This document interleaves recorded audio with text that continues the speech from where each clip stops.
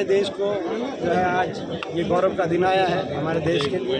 हमारे खिलाड़ी हमारे देश के गौरव हैं और हम जो है इस खेल में, क्योंकि राजनीति हम नहीं करना आते, हम सरकार से कहना चाहते हैं कि सरकार लागू करे। हम सरकार का धन्यवाद करेंगे, लेकिन अगर सरकार नहीं करेगी लागू, 9.5 साल से उन्होंने किसी को नियुक्ति नहीं दी, आज तक साक्षी मलिक भी नियुक्ति के इंतजार में किसी को नहीं दी, तो भाई मैं समझता हूँ बदलाव होगा लोगों के आशीर्वाद से। यदि हमें मौका मिला तो हम दोबारा हरियाणा में पदक लाओ पद पाओ की नीति भी लागू करेंगे। खिलाड़ियों को उचित सर्वाधिक मान सम्मान देने का काम करेंगे।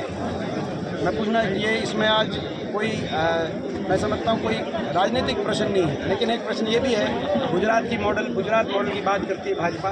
गुजरात के कितने मेडल, ये भी समझने की बात है। सर भूपेंद्र सिंह हुड्डा, जिस चीज़ में हरियाणा का मॉडल अच्छा था, हुड्डा साहब का मॉडल, जिस चीज़ में हरियाणा का मॉडल अच्छा हो, हुड्डा साहब का मॉडल अच्छा हो, उसको भाजपा को स्वीकार करना चाहिए।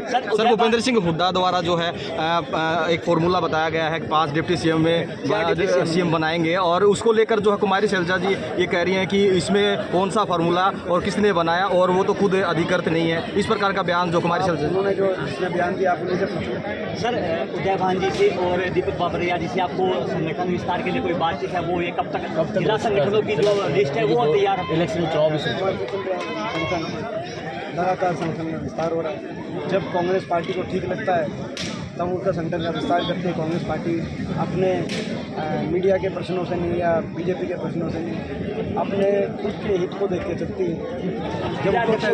जब उसको ठीक लगता है तो NSUI का प्रदेश अध्यक्ष बना देती है, जो भी बनाया अविनाश यादव जी, हम बधाई देंगे उनको। जब उसको ठीक लगता है तो असंगठित मजदूर का तनवीर को बना देती है प्रदेश अध्यक्ष के रूप में, जिसको हमने कल पद ग्रहण दिलवाया PCC चंडीगढ़ में, तो हम बधाई देंगे। जब उनको ठीक लगता है तो हमारे प्रदेश अध्यक्ष की नियुक्ति हो जाती है। जब उन कांग्रेस पार्टी के हाईकमान को ठीक लगता है तो हमारे AICC के डेलीगेट और PC के डेलीगेट आ जाते हैं। और जब हमें अपने हितों के अनुसार जब ये लगेगा कि ये जो आज हवा बनी हुई है इसको सुनामी का रूप देना है, अगर ऐसा लगेगा और उसमें संगठन को मैं यहाँ विस्तार करने की, जब हम समय समय पे बीजेपी वाले इतने इस बात को लेकर चिंतित ना हो।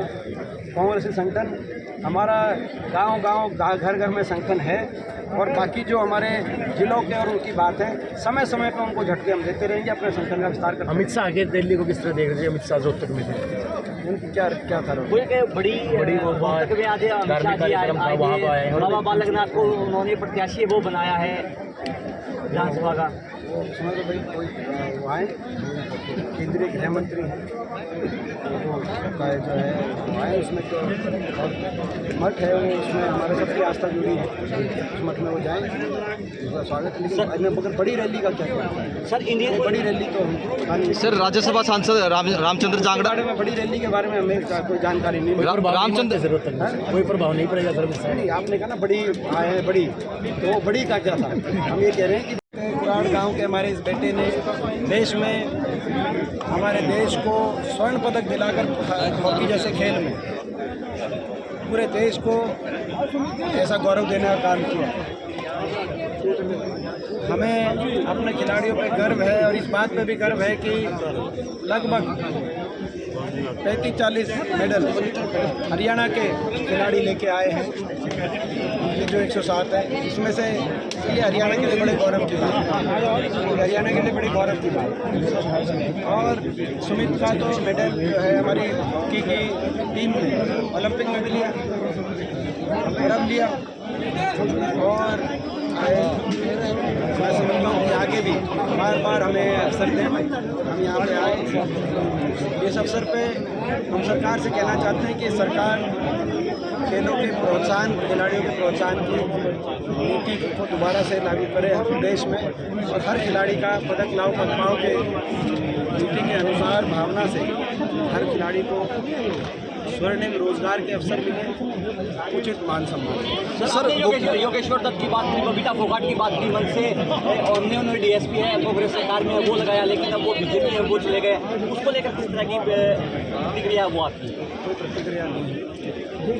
आज हमारे मन में खिलाड़ी के रूप में आज भी उन सबका एक सम्मान है। राजनीतिक बात है, और कांग्रेस की सरकार की होना चाहती है, जिसमें 700 से ज़्यादा खिलाड़ियों को अलग अलग विभिन्न पदों पे किसी को सब इंस्पेक्टर डीएसपी खेल विभाग में अलग अलग पदों पे लगाया गया था और उनकी तरफ मौका दिया गया था। स्वयं हमारे खेल मंत्री संदीप सिंह जी भी जिसका एक गलत उदाहरण है। तो उसके बाद वो कहते मैं समझता हूँ कि किस पार्टी में जाते हैं, किस विचारधारा में जाते हैं, तो उस वजह से उनको सम्मानित नहीं किया जाता। कोई खिलाड़ी देश के लिए अगर देश का नाम रोशन करे वो अपने आप में, आज हरियाणा के इतने मेडल आए, आज हरियाणा के हर जिले के मेडल मैं समझता हूँ बड़े बड़े मुल्कों से वो ज़्यादा है, पाकिस्तान से ज़्यादा मेडल। तो मैं समझता हूँ कि आज कुराड़ में भी, अगर कुराड़ और पाकिस्तान में कॉम्पिटिशन, कुराड़ में भी एक गोल्ड मेडल है, पाकिस्तान में तो 3 मेडल आए, गोल्ड मेडल आया नहीं। भैंसवाल मिलेगी तो मैं आपका हर जवाब दे दूंगा सर। रामचंद्र, अगर बड़ी रैली नहीं मिलेगी तो आप मेरा टाइम खराब कर सर रामचंद्र जांगड़ा जी का बयान आया है, वो ये कह रहे हैं कि भूपेंद्र सिंह हुड्डा अपने लालच के लिए, अपनी राजनीति के लिए जो है लोगों को लालच दे रहे हैं। जिस प्रकार से 4 डिप्टी सीएम इस प्रकार के बयान उनकी तरफ से आ रहे हैं, क्या कहेंगे?